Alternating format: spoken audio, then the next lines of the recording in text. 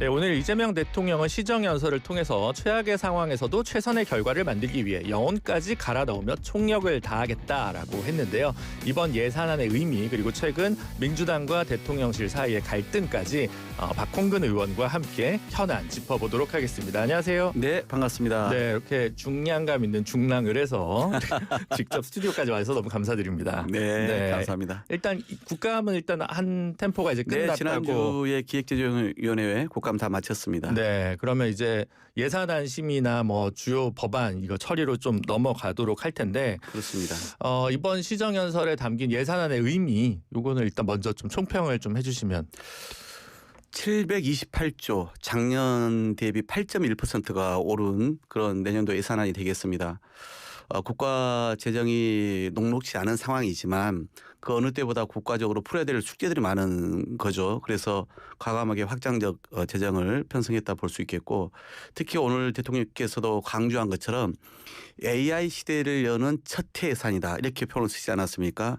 그만큼 저성장 국면이 고착화되어 있기 때문에 이것을 새롭게 반등시킬 수 있는, 그래서 윤석열 정부 3년 동안 그 잃어버린 시간을 조기에 만회하고, 그러면서도 세계 속에서도의 이 대한민국의 경제를 다시 재도약시킬 수 있는 그런 예산이 제대로 좀 담겼다라고 볼 수 있겠습니다.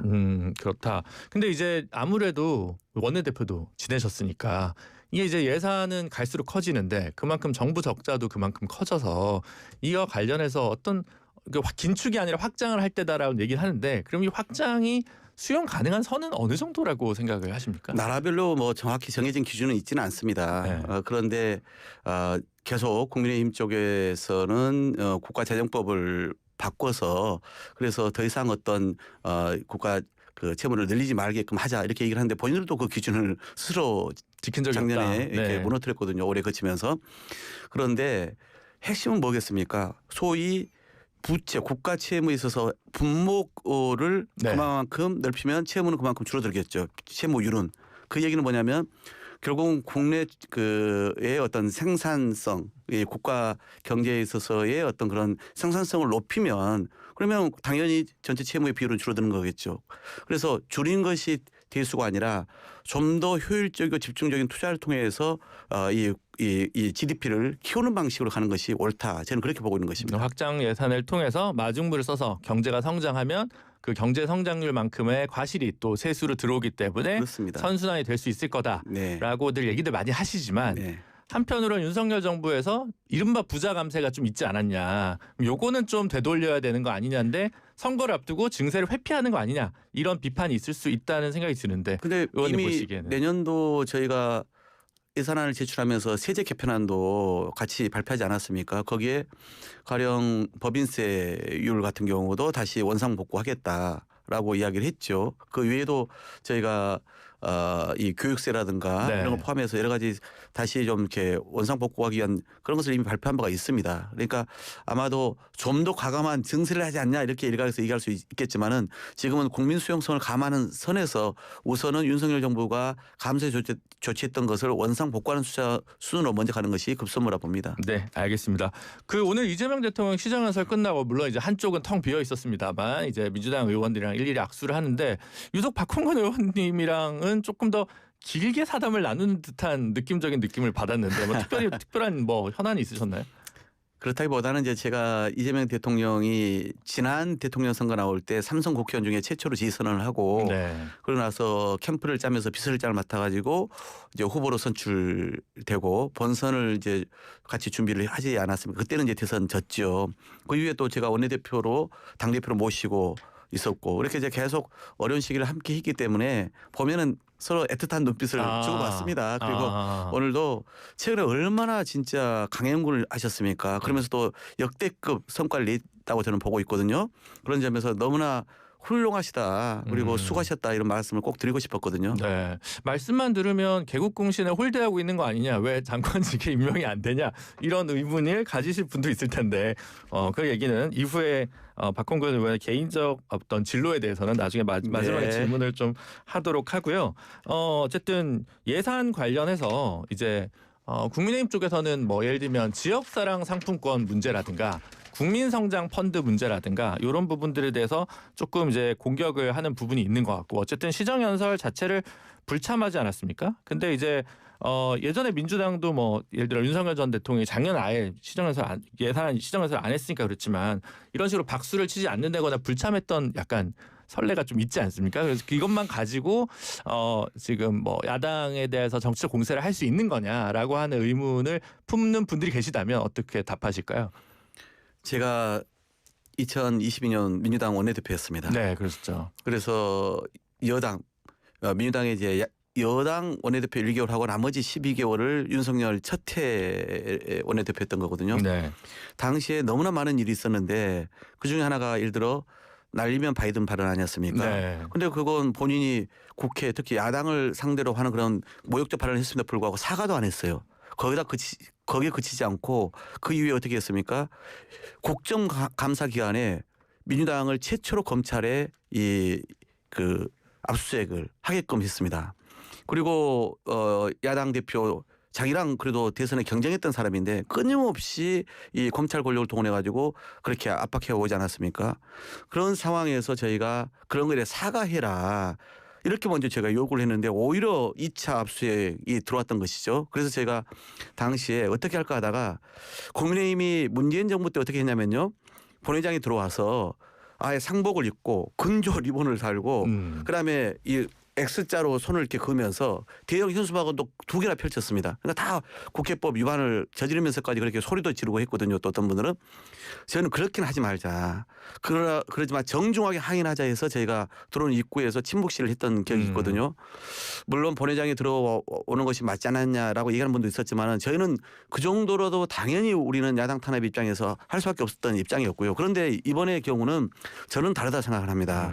그러니까 이건 뭐 특검이 이제 그 영장을 청구한 상황인 거고요. 네. 영장 청구만 가지고 대통령 시정연설에 대해서 항의하는 것이 그게 무슨 온당한 자세입니까? 더구나 본인들이 이 상황을 다 저질러 놓고 말입니다. 그러니까 그런 점에서 저희는 뭐 모양새는 비슷한지 몰라도 풍경은 비슷한지 몰라도 색깔은 완전 다른 것이다라고 말씀을 드리고 싶고 더구나 당시에 윤석열 대통령은 이재명 대통령과의 이 야당과의 관계에서 어땠습니까?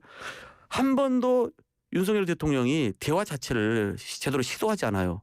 얼마 만에 야당 대표 이재명 대통령을 만난지 아십니까? 야당 한 대표를? 2년 걸렸나요? 그렇습니다. 네. 720일 걸렸어요. 네. 그런데 이재명 대통령은 장동혁 대표가 만나달라고 하면 따로 1대1 따로도 만나고 계속 야당을 만나라고도 하고 이러고 있지 않습니까?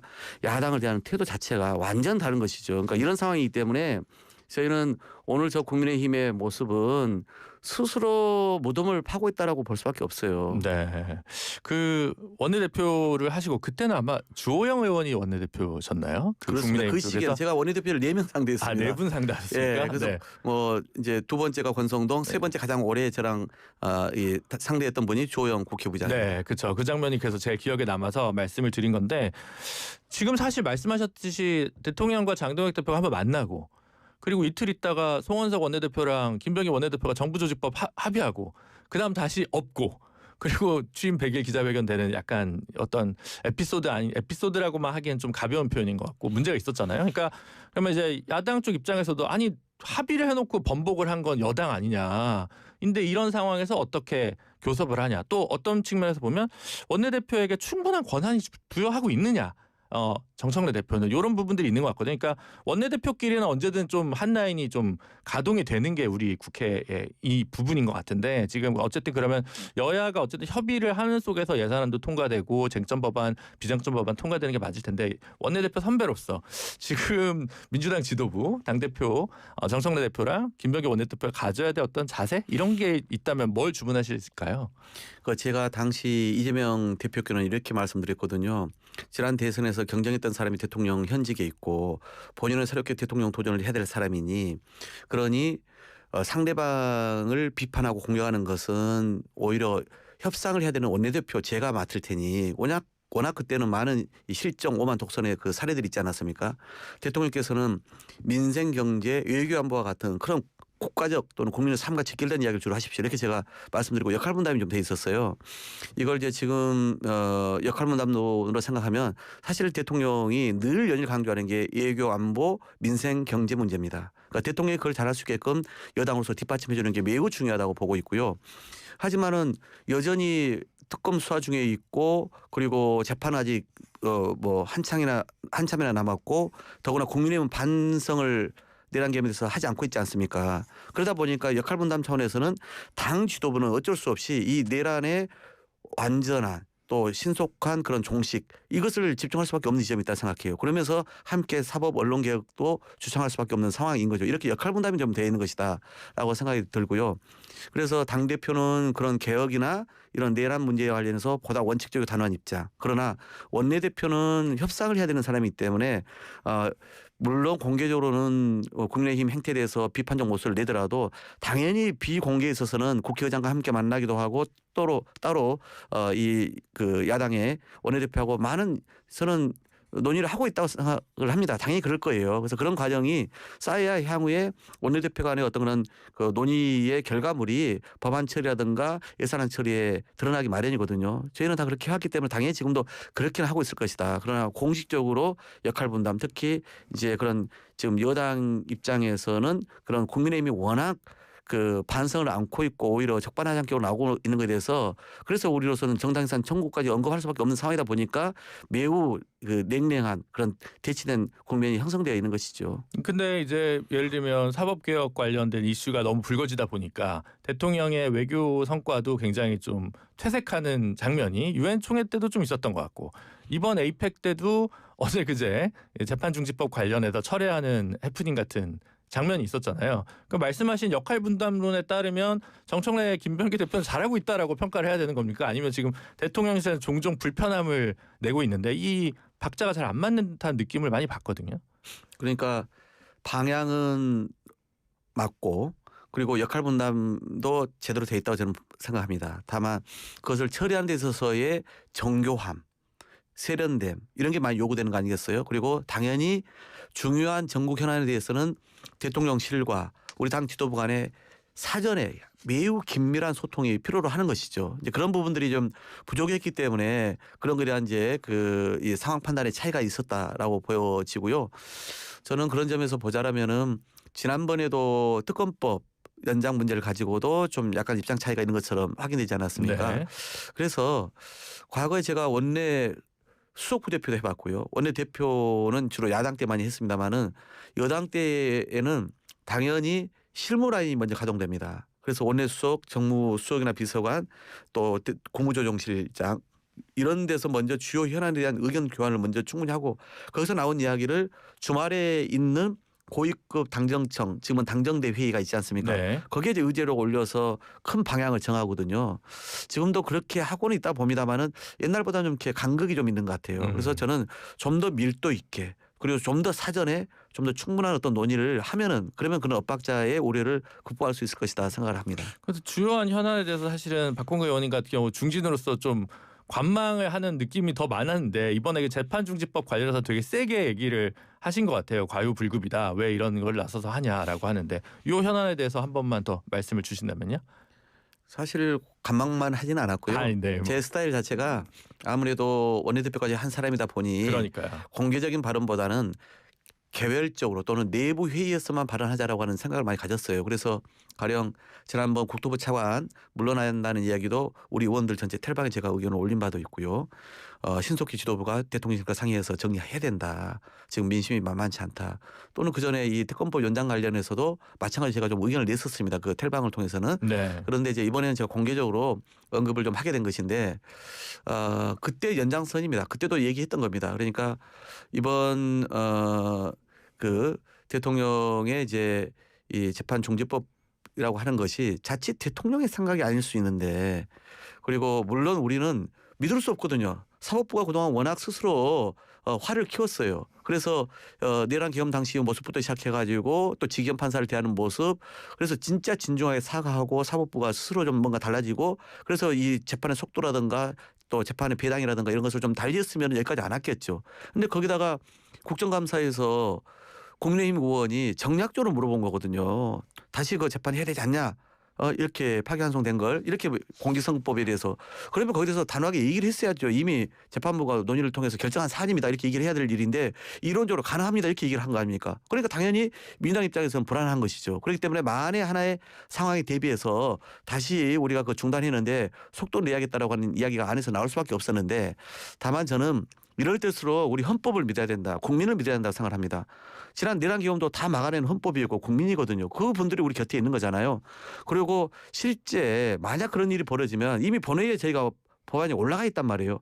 신속하게 저희가 처리할 수 있어요. 그리고 이미 헌법학자 대다수가 대통령의 현직 임기 안에는 소출되지 아니한다라고 하는 헌법 84조라는 것이 결국은 기소뿐만 아니라 재판도 해당된다라고 해석을 하고 있잖아요. 그럼 뭐가 우리가 두렵습니까? 그러면 당연히 그건 나중에 그런 문제가 됐을 때 입법적으로는 국회에서 맞고 그러면 헌법재판소에다가 제소를 하면 될 일이거든요. 그런 점에서 대통령을 보호해서 국정 안정을 깨하자라는 취지는 이해하지만은 너무나 우리가 대통령의 생각도 제대로 정확히 읽지도 못했고 왜냐하면 대통령이 일관되게 그 얘기를 그동안 해왔잖아요.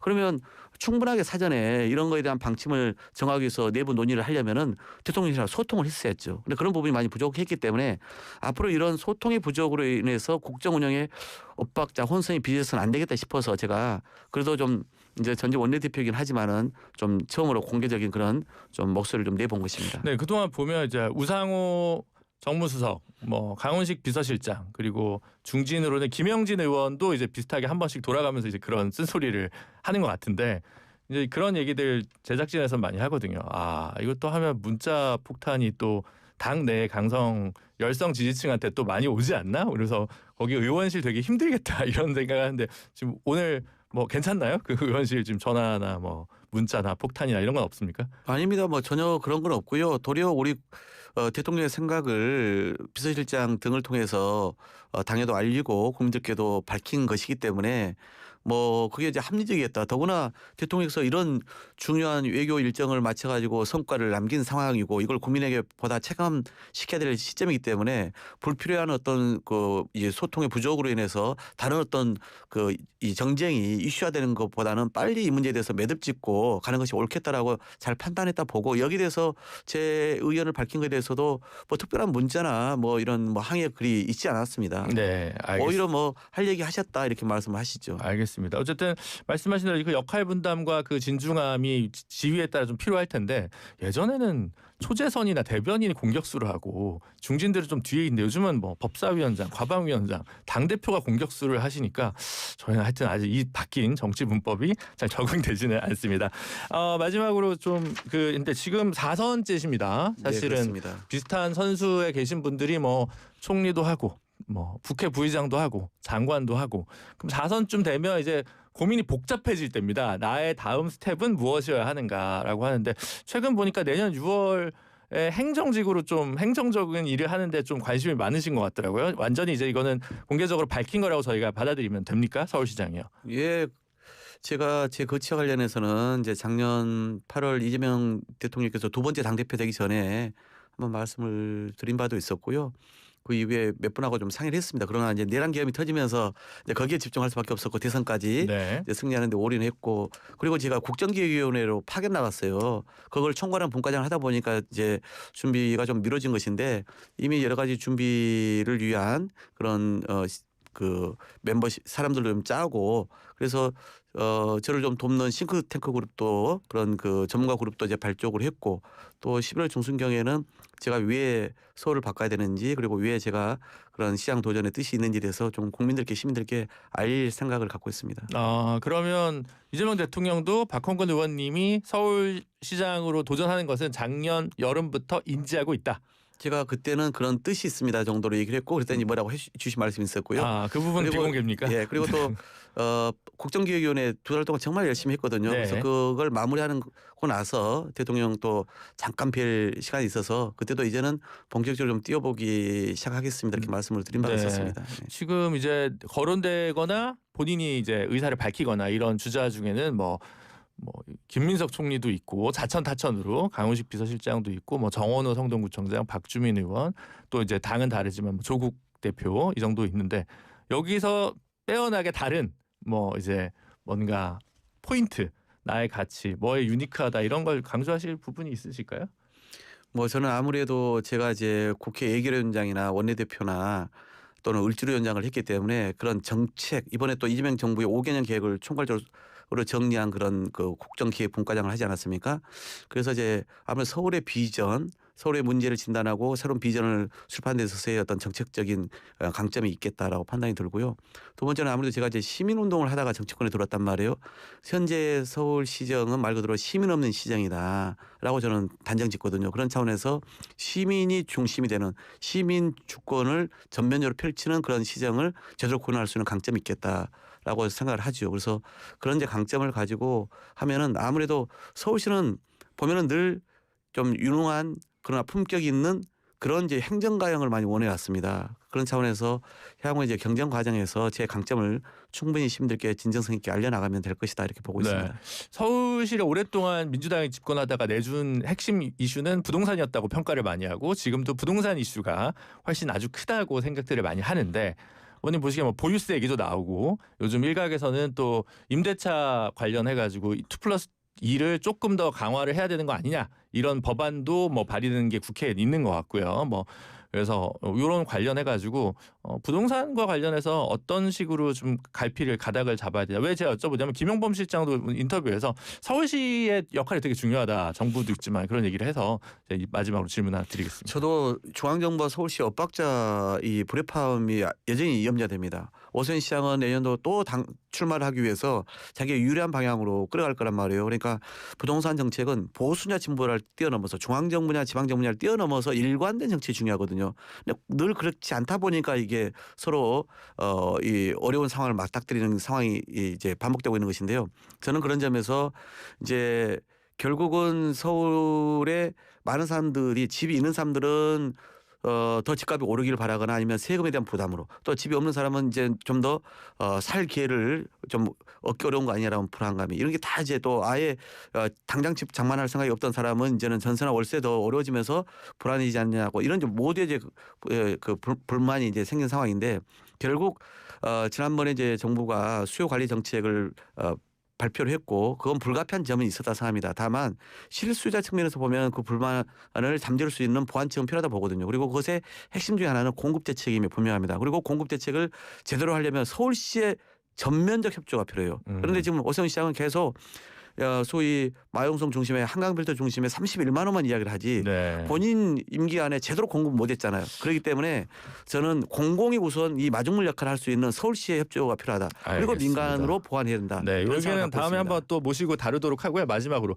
김민석 총리는 서울시장 경선에 참여하지 않는 게 맞습니까? 참여하는 게 본인은 지난번 국회 본회의장에서 생각 없다라고 얘기를 하시지 않았습니까? 네.